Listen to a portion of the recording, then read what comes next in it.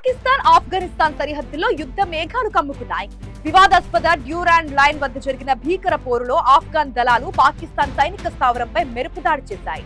ఈ కాల్పుల్లో 14 మంది పాక్ సైనికులు మరణించగా ఒక సైనిక పోస్టును ఆఫ్ఘన్ దళాలు స్వాధీనం చేసుకున్నాయి. అసలు సరిహద్దులో ఏం జరుగుతోంది? ఈ దాడుల వెనుకున్న అసలు కారణాలేంటో ఇప్పుడు చూద్దాం. పాకిస్తాన్ సరిహద్దు ఇప్పుడు అగ్నిగుండంలా మారింది. వివాదాస్పద డ్యూరాండ్ లైన్ వెంబడి ఆఫ్ఘనిస్తాన్ దళాలు జరిపిన మెరుపుదాడితో పాక్ సైన్యం ఒక్కసారిగా ఉలిక్కిపడింది. శుక్రవారం నాడు కునార్, నంగర్హార్ ప్రావిన్సుల సరిహద్దుల్లో ఉన్న ఒక కీలక పాక్ సైనిక స్థావరాన్ని లక్ష్యంగా చేసుకుని ఆఫ్ఘన్ రక్షణ దళాలు విరుచుకుపడ్డాయి.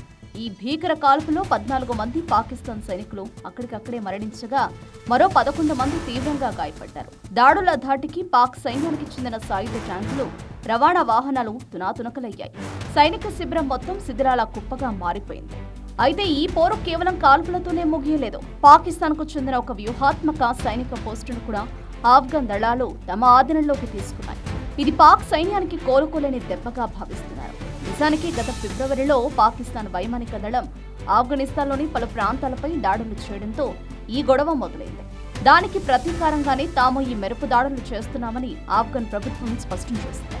ఇప్పటికే మార్చి 3న జరిగిన దాడుల్లో సుమారు 30 మంది పాక్ సైనికులు మరణించగా తాజా ఘటనతో ఆ సంఖ్య మరింత పెరిగింది. పాకిస్తాన్ రక్షణ మంత్రి దీనిని ఒక ఓపెన్ వార్ గా అభివర్ణించగా సరిహద్దుల్లోని సుమారు 1,15,000 మంది ప్రజలు ప్రాణ భయంతో సురక్షిత ప్రాంతాలకు తరలిపోతున్నారు. అటు ఇరాన్ సరిహద్దుల్లో, ఇటు ఆఫ్ఘన్ సరిహద్దుల్లో పాకిస్తాన్ ఇప్పుడు 2 వైపుల నుంచి యుద్ధాన్ని ఎదుర్కోవాల్సిన పరిస్థితి ఏర్పడింది. గతేడాది కుదుర్చుకున్న రక్షణ ఒప్పందాలు, అంతర్జాతీయ హెచ్చరికలు ఏవి కూడా సరిహద్దుల్లో కాల్పులను ఆపలేకపోతున్నాయి. ఆఫ్ఘన్ దళాల ఉగ్రరూపం చూస్తుంటే డ్యూరాండ్ లైన్ వద్ద పరిస్థితి మరింత విషమించేలా కనిపిస్తోంది. చరిత్రలో ఎన్నడూ లేని విధంగా ఈ 2 దేశాల మధ్య తలెత్తిన యుద్ధం ఎక్కడికి దారితీస్తుందో అన్న ఆందోళన ఇప్పుడు ప్రపంచవ్యాప్తంగా నెలకొంది.